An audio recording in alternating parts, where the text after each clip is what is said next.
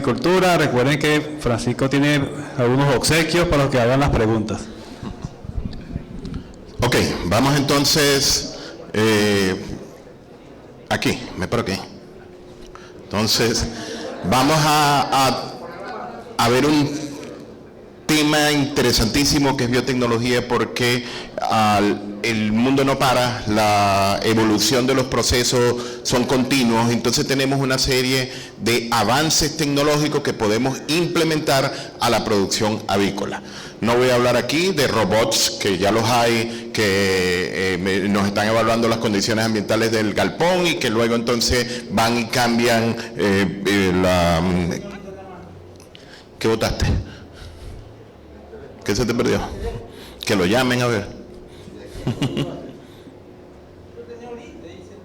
Bueno, el otro bolsillo. Entonces hablemos de biotecnología, comenzamos con esto, pero entonces biotecnología en el control de las enfermedades. Quiero hablar un segundo primero de control de enfermedades. Entonces, teléfono de Leo, no sale nadie hasta que no aparezca el teléfono de Leo. Pero te están llamando, alguien.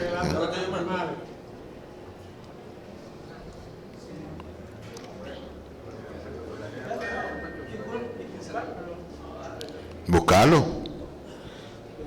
¿No saliste?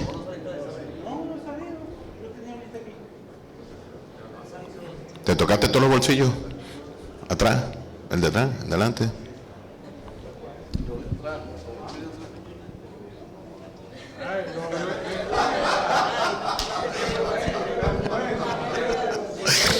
Ok.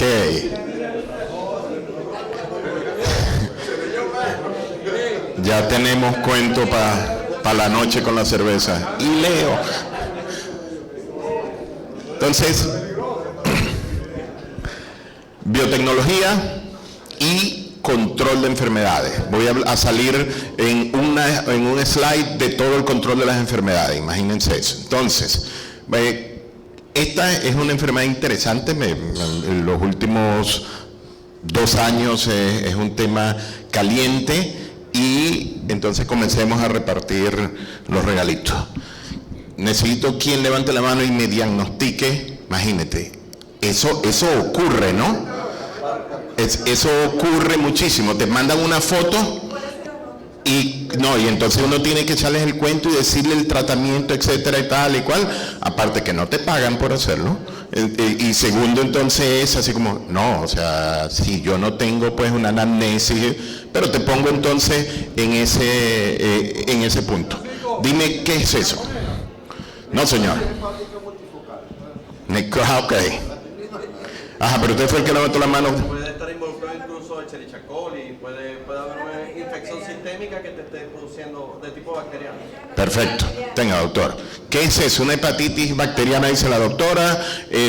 Salmonela, la puse por eso mismo, ¿no? Porque en Latinoamérica, Salmonella gallinarum es un tema recurrente. Uno va a dictar una charla en Estados Unidos y Salmonella gallinarum, y dicen así, ya va.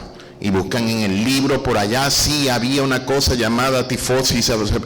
Nosotros lo vivimos muchísimo en Latinoamérica. Pero no es salmonela, pero como todo el mundo dice salmonela, solamente se los traigo. Se llama spotty liver disease, es enfermedad del hígado moteado, es una enfermedad típica de ponedoras comerciales, de estas que dicen free range o que salen a pastorear y tal, y no es más que un Campylobacter. Se llama Campylobacter hepaticus. ¿Ok? Entonces dirán, no, eso con antibióticos se cura. Sí, o sea, a la final, pero ya está el diagnóstico de Campylobacter hepaticus. Entonces, importante cuando pensemos en control de las enfermedades, yo tengo 4 pasos para controlar cualquier enfermedad. La primera de ellas es un diagnóstico óptimo. Y aquí entonces la doctora Carmen Teresa nos puede dictar cátedra de qué debemos hacer para diagnosticar. Yo debo hacer aislamiento, patotipificación, palabrota de esas para jugar el horcado. ¿Qué es patotipificación? ¿Quién quiere una gorra? Va a esperar los bolígrafos. No tiene que ver con patos, no es cuac. Allá, doctora.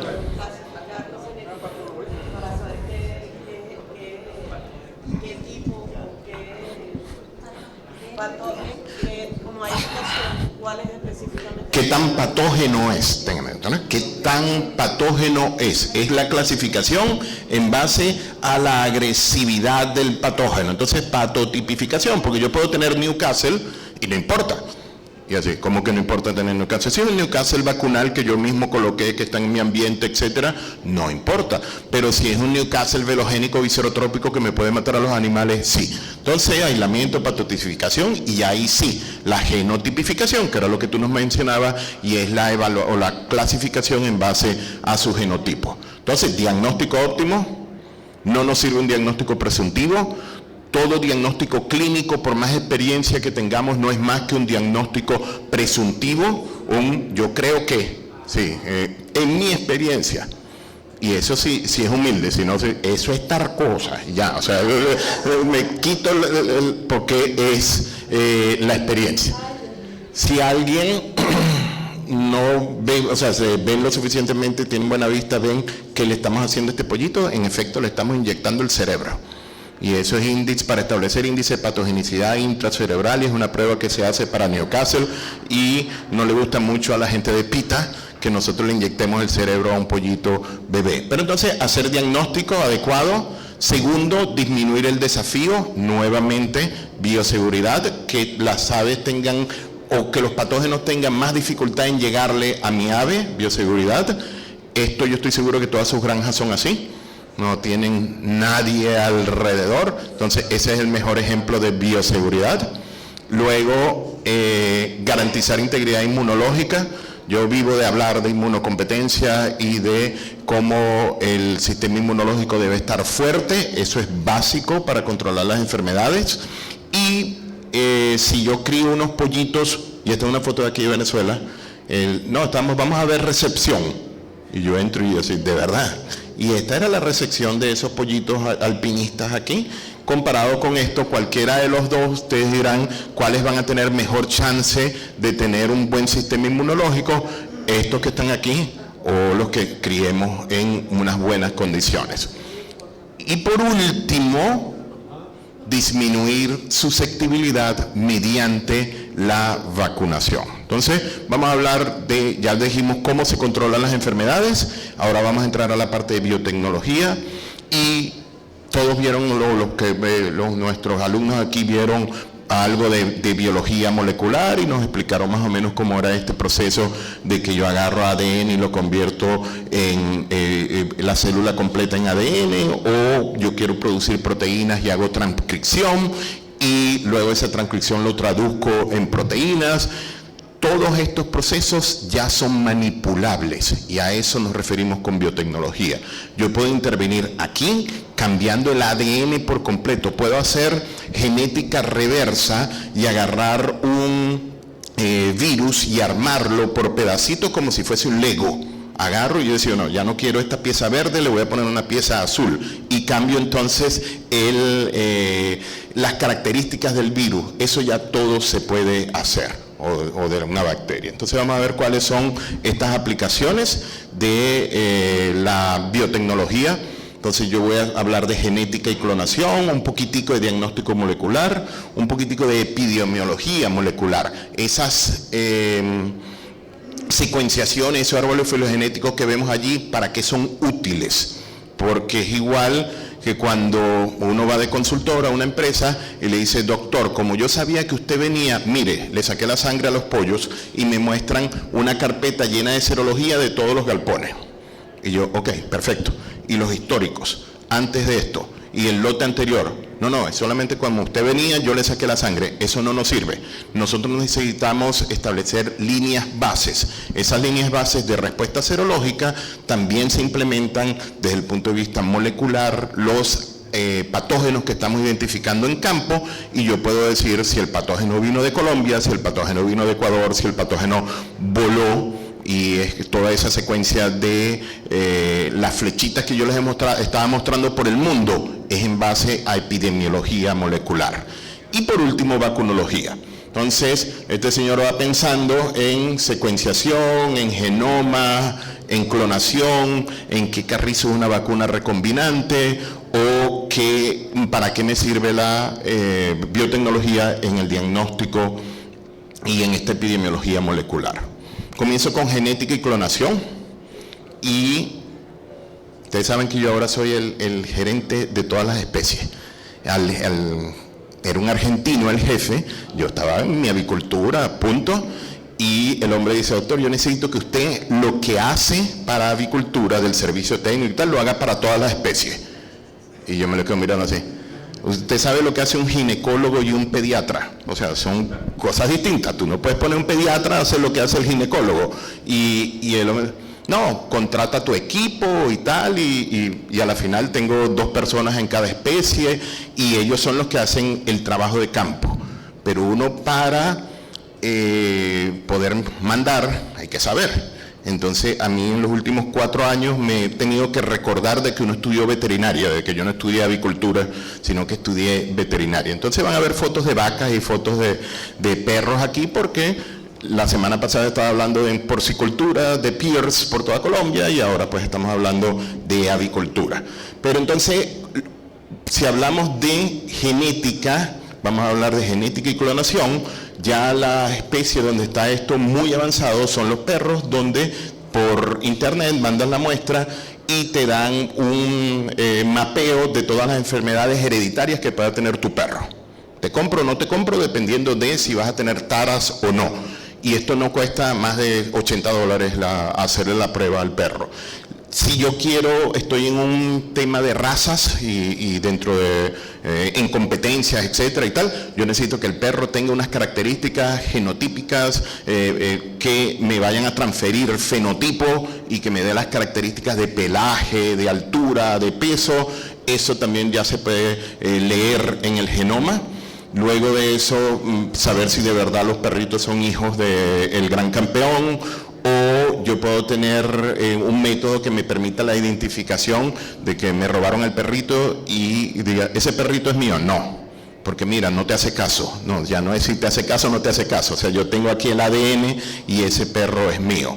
O esto que está aquí, que es el árbol filogenético, y saber entonces la secuencia de dónde vienen nuestras mascotas. Eso aplica para las mascotas, aplica en ganadería. En ganadería ya te venden kits completos o te piden: tráeme la muestra y yo te digo el parentesco, si van a tener defectos genéticos, características de carcasa, si estamos hablando de animales para carne, detección, por ejemplo, de animales persistentemente infectados para diarrea viral bovina.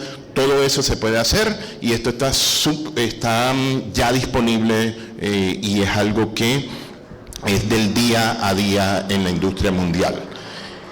Desde el punto de vista genético, todavía hay muy pocos países que permiten la utilización de la edición genética en los animales. La semana antepasada en Colombia permitieron, el ICA permite que se utilicen cerdos genéticamente editados para resistencia de PIRS, que es un síndrome respiratorio reproductivo porcino. Entonces, ¿qué tenemos? Un cerdo que no tiene el receptor para el PIRS. Entonces, genéticamente, ese cerdo no se puede infectar de PIRS. Entonces, ya eso lo están permitiendo. En ganadería, fíjate que aquí ya hay mucho trabajo, incluso desde hace 10, 15 años, donde tú puedes decidir que tú necesitas que tu ganado no tenga cuernos, o que sean tolerantes a las altas temperaturas. Entonces, vas a tener un Bos Taurus, el cual tú puedes editar genéticamente para que aguante el mismo calor que aguanta un cebú. Entonces ya eso existe. ¿Por qué no se implementa?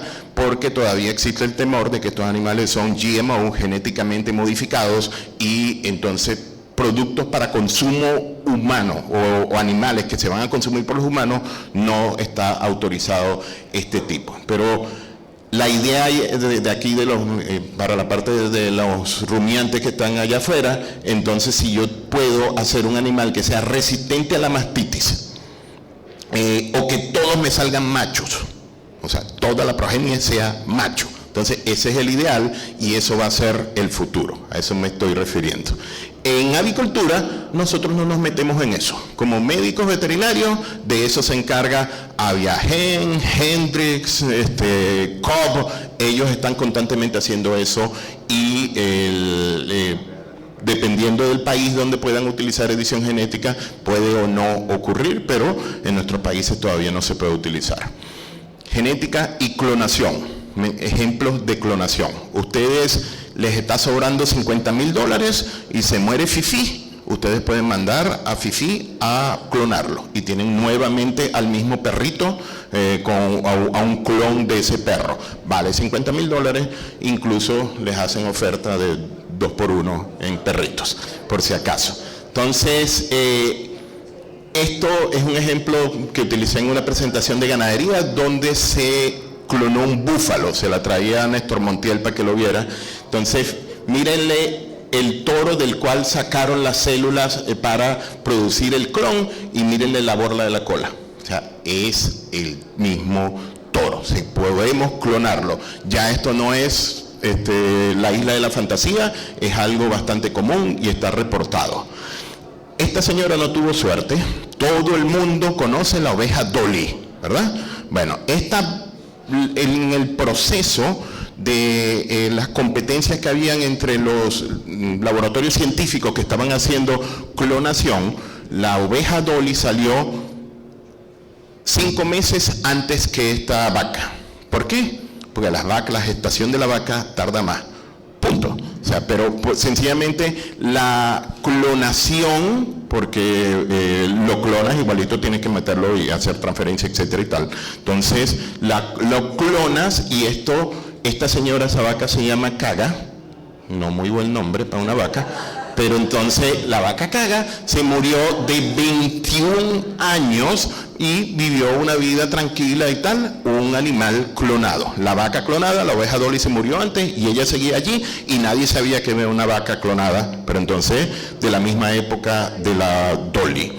Perros. Esto, por no decirles, sí pueden clonar perros. Imagínate, esto es un artículo científico del 2017 donde estaban naciendo animales clonados del primer clon. El primer clon ya lo agarraron, es decir, se me va a morir el primer clon, agarraron otra vez células y generaron nietos del clon. Quiere decir que ya es una tecnología que se puede utilizar. Este señor le gustaba tanto su yegua que tiene 6 yeguas, trabaja, es deportista de polo y se mandó a hacer 6 yeguas iguales. Entonces quiere decir que esto se puede hacer, buscando un poquitico más de altruismo de para qué lo hago. Esto era un animal que estaba extinto y lo recuperaron, entonces se puede hacer. Aquello del mamut, cuando consigamos de verdad una célula de mamut, van a ver por ahí mamuts caminando. Y nuevamente, en avicultura no necesitamos hacer eso porque en avicultura lo hacen para nosotros los genetistas. Estos animales son altamente homogéneos, son clones, no son clones, pero son todos muy parecidos, o sea, lo suficientemente parecidos. Genética, clonación, como algo un poco extraído de la ciencia ficción, ahora es completamente del día a día. Y vamos a ver algo más aplicado a nosotros. ¿Cómo puedo hacer yo diagnóstico y epidemiología molecular a través de la biotecnología? Y yo voy a buscar, aquí no necesariamente es biotecnología, porque esto es un método sencillo en el cual nosotros vamos a identificar antígenos, y lo traigo porque se utilizan mucho en mascotas y tal, pero en avicultura hay detecciones de influenza de este tipo por cromatografía. Sencillamente se coloca allí la muestra y si el antígeno está, entonces se detecta por cromatografía y te dice está positivo. Estas son las tan temidas pruebas de embarazo, funcionan exactamente igual. Entonces, eso es una tecnología ya bastante antigua. PCR a la antigua como se hacía antes, en un gel de polacrilamida, donde el producto es altamente canceroso, a uno lo ponían a cortar estos pedacitos y a extraerlo, y eso era una prueba de PCR, de amplificación entonces del genoma. bases de la PCR es agarrar a partir de un segmento del genoma y hacer muchas copias. Ahora eso parecía rocket science, ahora es tan común que ya está en desuso. Ya esto casi no se utiliza el PCR tradicional. ¿Para qué nos servía? Para hacer estos árboles filogenéticos, de los cuales yo les hablé cuando hablamos de influenza, pero este es uno de Gumboro, entonces cepas de Colombia, qué tan distintas estaban de las cepas variantes. Eso es útil cuando nosotros podemos hacer no solo PCR, sino que secuenciamos y leemos la secuencia de nucleótidos que es como un libro y nos permite agruparlos. Los hermanitos están juntos, los primos hermanos más acá y así hermano segundo, tercero, etcétera, y cual se van separando en el árbol filogenético familiar. Les van a llegar a hablar ahorita de Gumboro. Este es un árbol a la antigua de Gumboro. Ahorita el doctor Darrell Jackwood tiene este sistema que no es más que lo mismo pero en círculo, donde él clasifica los virus de Gumboro ahora como genogrupos. Entonces no nos confundamos, esto es genogrupo 1 son los virus clásicos, los genogrupo 2 las variantes, genotipo 3 las muy virulentas. El resto, muy poco probable que lo veamos. Entonces, cuando alguien venga a quererles decir así, no, porque tú tienes un genotipo 2, entonces tú tienes un genogrupo 2, ya sabes que sencillamente me está diciendo, yo tengo variante, punto. Y la verdad es que en el mundo del Gumboro, yo acabo de hacer 26 secuenciaciones de virus en Colombia. Y adivinen cuántas cepas variantes conseguí. 26. O sea, ya no hay cepas clásicas, ya no hay cepas muy virulentas, todas son las cepas variantes y todas son Delaware E o parecidas a Delaware, porque es el primer cambio que ocurre sistemáticamente en los virus de Gumboro. Entonces, ya en Colombia y muy probablemente en Venezuela, la mayoría de los virus de Gumboro contra los que nos enfrentamos son cepas variantes. ¿Qué otra cosa me sirve? Yo puedo comparar virus entre ellos. Esto es, por ejemplo, la proteína F, la secuenciación de la proteína F que está dentro de, como inserto en una de nuestras vacunas, y a mí me interesaba comparar qué tan parecida era con, por ejemplo, virus del genotipo 7 de Indonesia, de Malasia o de Israel, y eso se puede hacer por secuenciación. Otra aplicación práctica de la biología molecular. Reovirus, no sé si les ha pasado, es bastante común en Latinoamérica. Tenemos nuevamente problemas como los que vimos, tal vez Carmen Teresa, el doctor y yo por allá, que era reovirus hace 25 años, que eran caídos los animales con las articulaciones, con ruptura de tendones. Eso había desaparecido, el reovirus se había olvidado. Las cepas cambiaron, hay cepas variantes y nuevamente tenemos incluso, miren, pollitos pequeños que tienen problemas de articulaciones y ruptura de tendones. La razón para eso es que todos los virus vacunales pertenecen a este genotipo 1 y miren las distintas familias de virus que nuevamente han emergido. En Colombia yo he caracterizado genotipos de reovirus dentro de esta familia del genotipo 5. Entonces, aplico una vacuna del genotipo 1 y los del genotipo 5 son los que están causando problemas, no hay protección cruzada. ¿Cuál es la solución? Hacer vacuna autógena. ¿Podemos hacer vacuna autógena? No. Entonces, ¿quién me dice si yo no tengo una vacuna y tengo un problema viral, cuál es la solución? No tengo vacuna. ¿O la vacuna? ¿Quién dijo primero por allá? Nadie, ya ustedes le dieron. Allá, Adesio, ¿quieres uno? No, Adesio le doy una gorra porque nada va a hacer con una pesa de tenga, doctor. Entonces, bioseguridad, limpieza, desinfección, el ABC de la avicultura, que ya no es ni siquiera el ABC de la avicultura, sino el OBDC. O sea, ¿saben? Eso está en el libro, está en el manual, hágalo, y de esa manera entonces podemos tratar de controlar este reovirus, que es distinto a los reovirus entéricos, que son los que producen el síndrome del enanismo. Esto que está aquí es reovirus rompiendo tendones. Ojalá y no lo tengamos aquí, pero lo tenemos. Ok, entonces no tendría por qué ser distinto porque es el proceso de evolución normal de los virus. Los virus se cansaron de que le echara lavativa la respuesta inmune y cambiaron, mutaron y mutan para ser distintos. Entonces, genotipo 5, unas granjas allá en Colombia. Para eso me sirve. Esto que está aquí se llama Next Generation Sequencing, generación de siguiente generación. Ya incluso ya hay uno nuevo, pero vamos a hablar de este que es el que nosotros manejamos, en el cual ya yo no necesito ni siquiera una hipótesis previa para poder decir, yo quiero saber a través de PCR si esto tiene Newcastle o Gumboro. No, yo sencillamente envío la muestra y todo lo que está allí me regresa con una secuencia. Así, sí, o sea, yo si lo tropiezo, dice Homo sapiens, o sea, regresa con el genoma del Homo sapiens. Entonces, yo de esta manera voy a tener un diagnóstico, fíjense, sin ni siquiera la amplificación del PCR, directamente en la muestra, entro a secuenciar todo lo que está allí.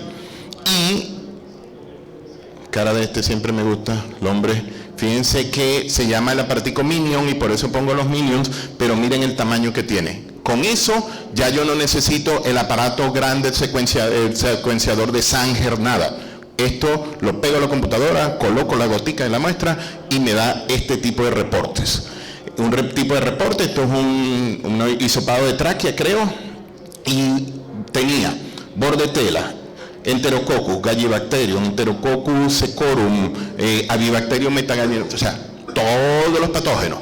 Y esto es porque ya yo le aplico un filtro y cuando me llegaron el primer reporte yo dije, esto no me sirve. O sea, yo le mandé una lista de los patógenos aviares y me mostró los patógenos aviares. Porque aquí habían 400 bacterias de flora normal que era lo que me estaba reportando. Y yo decía, gracias, pero no gracias, no me interesa eso, yo necesito saber cuáles son los patógenos que pueden haber. Y esto es un hisopo traqueal, lo mandé y miren todo lo que tiene. ¿Okay? Pero a la final es una fotografía de lo que está ocurriendo en la granja, un sistema de diagnóstico excelente. Antes era muy caro, ahora anda como por $100 hacer esta muestra. Biotecnología y vacunación, que con eso vamos terminando y me sobran regalos. Entonces, ¿quién, después de haber visto eso, me dice por qué a las vacunas se le dice vacunas? ¿Por qué viene de vacas? La viruela aviar, exactamente, doctora.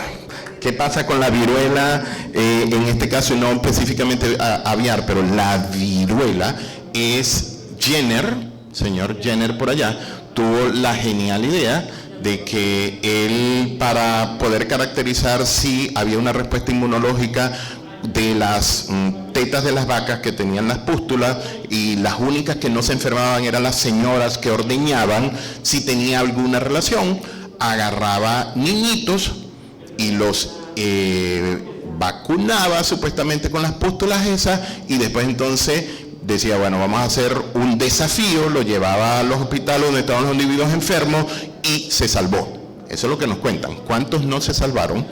No, lo inoculé, bueno, mañana vamos para el hospital, se murió el niñito. O sea, ahorita no podríamos hacer esto, están muy caros los niñitos, entonces, tenga, doctora.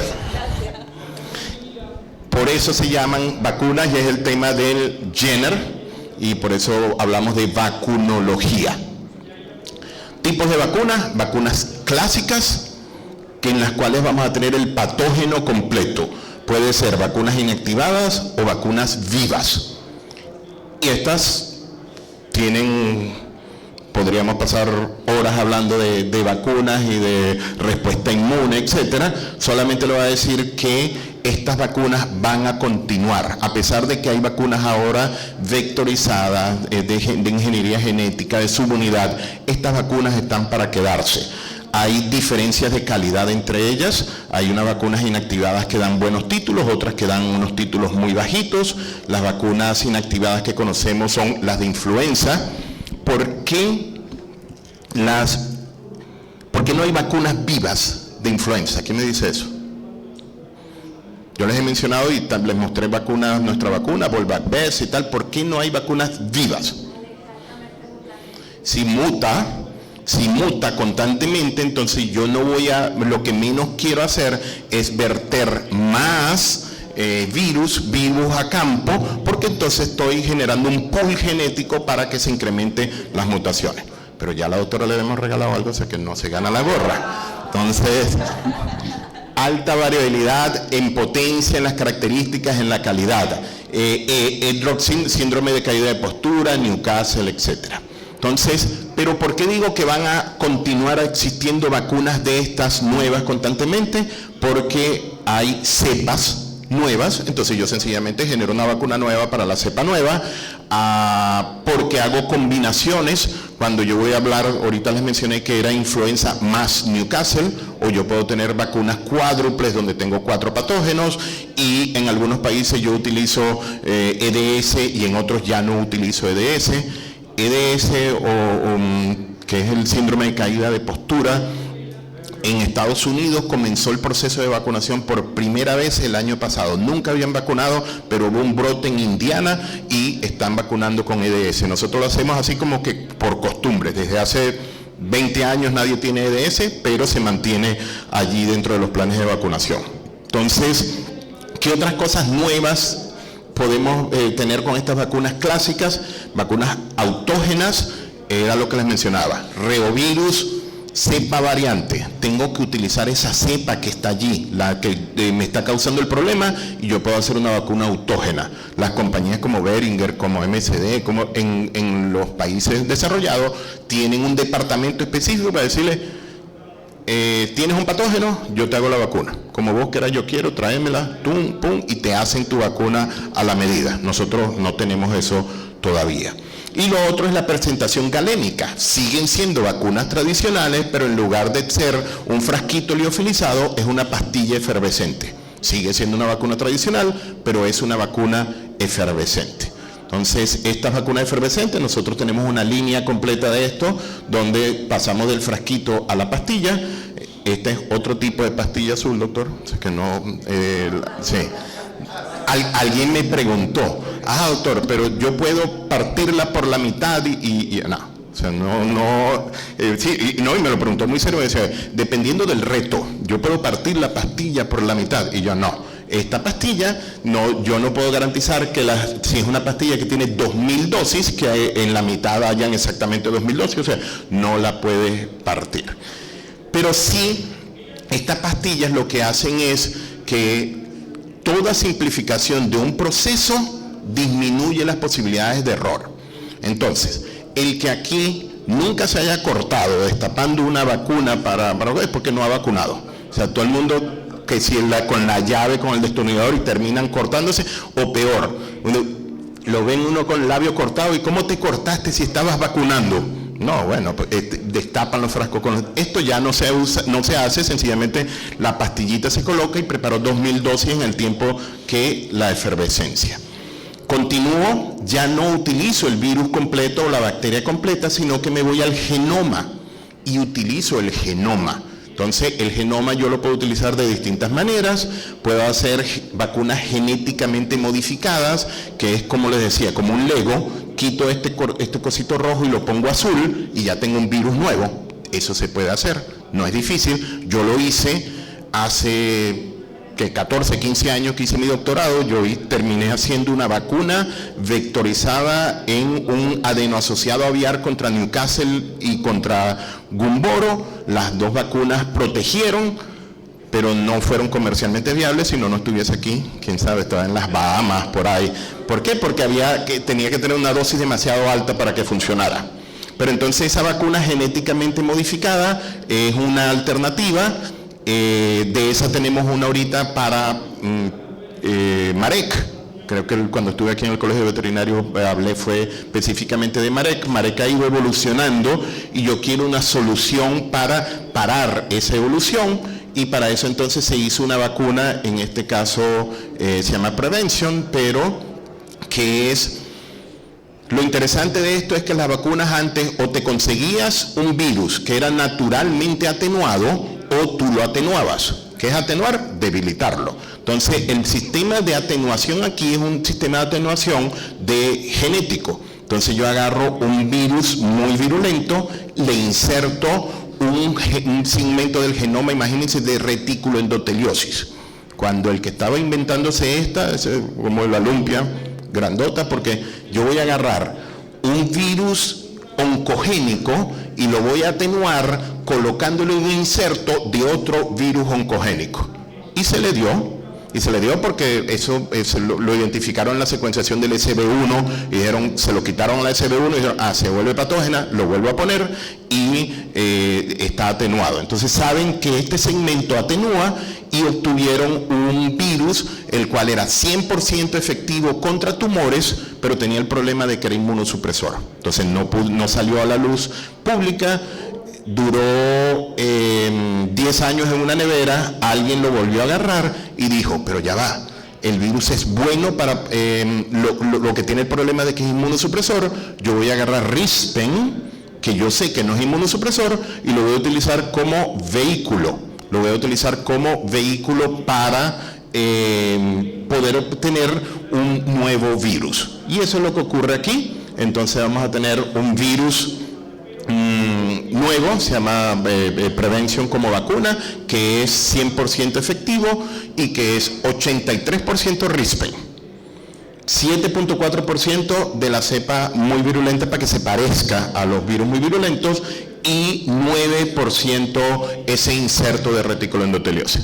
Entonces, esto suena también a ciencia ficción. Yo agarré un virus y me agarré lo mejor de todos los virus y me generé una vacuna nueva que ya está disponible en muchos de los países y creo que aquí también en Venezuela. La Volvac Best, yo lo que agarro es un segmento del genoma y lo coloco en un sistema de expresión, que puede ser una Pichia pastoris, una levadura cualquiera, o una Escherichia coli, algo que se reproduzca bastante. En este caso son células de insecto, ¿okay? Un baculovirus que infecta células de insecto, hago que se replique muchísimo, después lo cosecho y me hago una vacuna inactivada con la proteína que yo quiero, con la que yo necesito. Ese es el concepto de la vacuna de subunidad, más o menos lo que le estaba explicando, y obtengo una proteína protectiva, la cual la coloco dentro de mi vacuna. Entonces, el ejemplo de la vacuna de subunidad es Volvac Best, la de influenza, que ya les hice la propaganda temprano, de que existe. Y por último, vamos a tener las vacunas vectorizadas. Las vacunas vectorizadas no es nuevo. Vaccitech tiene 18 años en el mercado. Es agarrar un virus que yo necesito, que de todas maneras voy a vacunar a mis animales, y hago que ese virus me exprese sus propias proteínas y las proteínas que yo necesite. O sea, lo convierto como en mi esclavo. Me vas a producir esto también, además, cada vez que te repliques. Y para eso utilizo vectores HBT. ¿Qué significa HBT? Es, a ver, tenemos una tijera de la genecroxia para el que me diga, pero ya te dimos cositas. Entonces, ¿quién me dice? ¿Qué es HBT? Porque estoy diciendo un virus HBT. ¿Qué traduce? Herpes virus de pavo. ¿Quién dijo? Yo a usted le regalamos una cosita. Por eso, pero el que conteste. Ajá. Entonces tenemos otra pregunta ahorita. Característica HBT. Perdón. ¿Y por qué HBT? Si lo pensamos, el HBT se le coloca a todas las aves. Todos los pollos, todas las gallinas y todos llevan HBT. Entonces era el mejor vehículo porque si yo comercialmente me interesaba que se colocase en todas las aves. Pero además de eso no revierte virulencia, se administra en la incubadora, es decir, fácil de masificar. Otra característica es que cuando yo vacuno con HBT, el sistema inmunológico se madura más rápido. Otra ventaja. Y por eso me gusta tener HBT como mi componente del sistema inmunológico. O para la vacuna, para estimular el sistema inmunológico. Vacunas vectores bivalentes. ¿Qué quiere decir? Que protegen contra Marek, pero protegen contra otra enfermedad. Hay 4 de Gumboro, 5 de Newcastle, 2 de laringotraqueitis, es decir, ya no es solo Vaccitech, muchas vacunas tienen ustedes en el mercado. Esto es pensando en Gumboro, cuáles son las distintas vacunas o mecanismos, una tradicional, las de complejo inmune, que no tenemos tiempo de hablar de ellas, y las vacunas vectorizadas. Y a la final las del complejo inmune no son biotecnología de verdad, lo que estamos es mezclando un antígeno con un anticuerpo y ya, es mucho más tradicional de los años 80. Las vectores HBT, este virus se lo pongo en inovo o se lo pongo subcutáneo y me protege contra Marek, contra Gumboro, Marek laringo. También tenemos entonces vacunas que me protegen contra 3 enfermedades. Esto se veía imposible hace 15 años, ¿qué va a pasar dentro de 15 años? Muy probablemente haya una sola vacuna que le apliquemos en la incubadora con un rayo láser y ya, sencillamente está protegido contra todas las enfermedades. O mejor, alguien me dijo, no, como les había hablado de edición genética, que el rayo láser le haga edición genética al pollo de una vez. O sea, el futuro, pues cualquiera de esas cosas puede ocurrir. Tenemos una vacuna, nosotros ya doble inserto con Newcastle, Gumboro y Marek, no vamos a hablar de ella. Bueno, lo único que le voy a decir es que tiene como inserto el genotipo 7, y el genotipo 7 es el virus que está causando problemas en todo el mundo, específicamente el genotipo 7 para Newcastle. Entonces es interesante. Y también tenemos Vaccitech laringo, la ventaja de Vaccitech más laringotraqueitis, en este caso con la glicoproteína D. Entonces, las conclusiones, el que no se actualiza, si no aplicamos toda la tecnología disponible, nos va a pasar lo que el BlackBerry. Para los muchachos, eso era un teléfono antes que tenía botones y todo, o sea, una superficie allí para tocarlo, y yo recuerdo que tenía compañeros que decían, esos teléfonos que son así de pantalla lisa, eso no va a funcionar porque se tropieza uno, yo necesito mis botones, y ahora todo el mundo utiliza entonces, ya los botones murieron. Muchas gracias. Preguntas.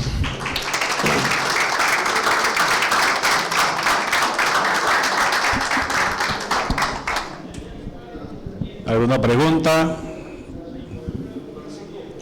Respecto al uso del HBT, mencionaba, para que nos recuerde, ¿por qué estimula el proceso la inmunología? Fíjate que, excelente pregunta, porque eso es un resultado de una investigación de la doctora Isabel Jimeno, en el cual ella comprobó que había un proceso de maduración por estimulación antigénica.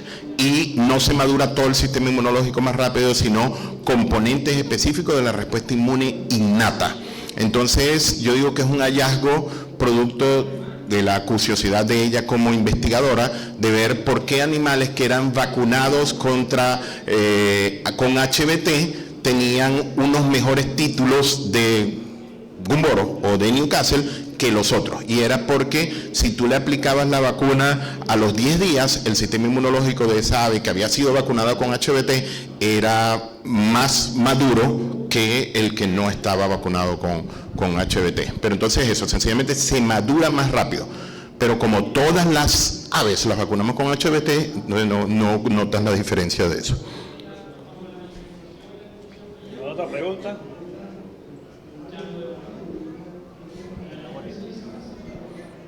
Bueno, entonces si no, yo soy lo único que se interpone entre ustedes y el almuerzo, así que vayan y denle. Vale, muchísimas